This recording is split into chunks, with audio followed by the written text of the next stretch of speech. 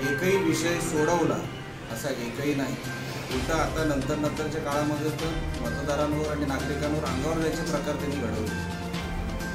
हे जसं मी म्हणतो 5 वर्ष फुकट त्या नेत्याची जात नाही, त्या मतदारांची जातात, त्या भागाची जातात. म्हणून वैभव नाईक यांच्या विरोधात या मतदारसंघात नाराजी होती. कमळ चिन्ह असते तर 25,000 त्यांचा पराभव निश्चित होता. आमदार म्हणून प्रत्येक गोष्टीत ते बोगस ठरले.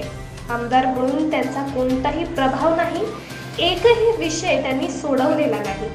5 वर्षे फुकट त्या नेत्याची नव्हे तर मतदारांची, त्या भागाची जातात.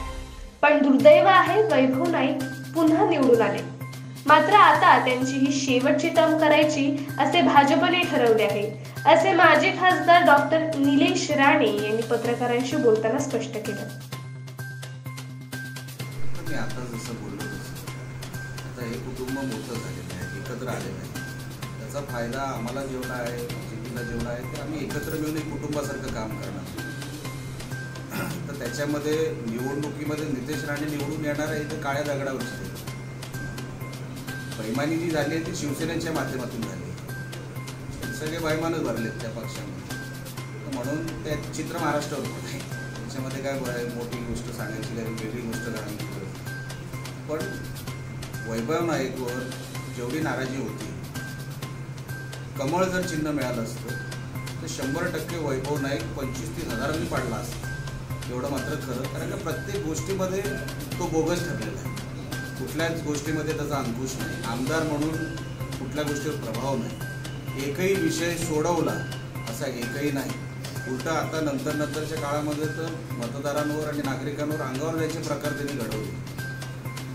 हे जसं मी म्हणतो 5 वर्ष फुकट त्या नेत्याची जात नाही, त्या मतदारांची जातात, त्या भागाची जातात. म्हणून दुर्दैव आहे, तो माणूस परत निवडून आला.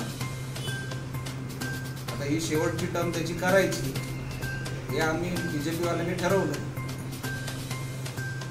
असं वरतून नारायण म्हणून ती आहे ती स्वतः मुख्यमंत्री साहेब त्यांच्या लेवलवर करतात. मी त्या गोष्टीवर भाष्य करणं बरोबर नाही. ते आमचे नेते आहेत, जे काही डिसिजन असेल ते योग्यच घेतील. आणि त्या लेवलवर बोलणी चालू असताना माझा अधिकारच नाही त्यावर काही भाष्य करण्याचं. मी काय भाष्य करू शकत नाही. आणि सरकार आमचं स्थापन होईल, BJPचं युतीचं, हे मुख्यमंत्री साहेबांनी मला वाटतं आज सकाळी पण जाहीर केले. जो काय राहिलेले जे काही दिवस आहेत त्यांच्या काही बोलणी चालू असतील किंवा काही नेगोसिएशन चालू असतील, पण फडणवीस साहेब आणि त्यांचे सगळे सहकारी सत्ता आणूनच राहणार आणि आपली महायुतीची सत्ता येणार. त्याच्यामध्ये कोणाच्याही मनामध्ये, आमच्या मनामध्ये शंका नाही. संघटना बांधणी हे रोजचं काम असतं. त्याला दिवस कॅलेंडर बघून काही संघटना कोण बांधू शकत नाही किंवा सण बघून. मी जे काय मालवणमध्ये माझा वावर होता, माझं कुटुंब आहे, मी माझ्या या सगळ्या सहकार्यानं माझं कुटुंब समजतो. मधल्या काळामध्ये माझं काही येणं झालं नाही, पण आता परत दिवस येऊ नये म्हणून मी बोललो माझ्या सगळ्या सहकार्याने घेऊन मला आता चालायचं. आणि मी सक्रियपणे BJP वाढवण्यासाठी मी काम करीन. का माझं लहानपण ह्या रस्त्यांवर गेलेलं आहे, मालवण या शहरामध्ये गेलेलं आहे, तालुक्यात गेलेलं आहे. अनेक कुटुंबासारखे सहकारी माझे या इथे राहिलेले आहेत, आजही आहे.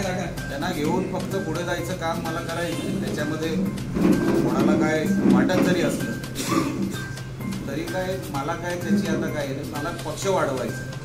मधल्या काळामध्ये माझं जे झालं ते काही कारणामुळे झालं की माझ्या साहेबाला त्रास होतो. आता BJP वाढवण्यासाठी आता निवडणुका संपल्या, आता मी फ्री आहे.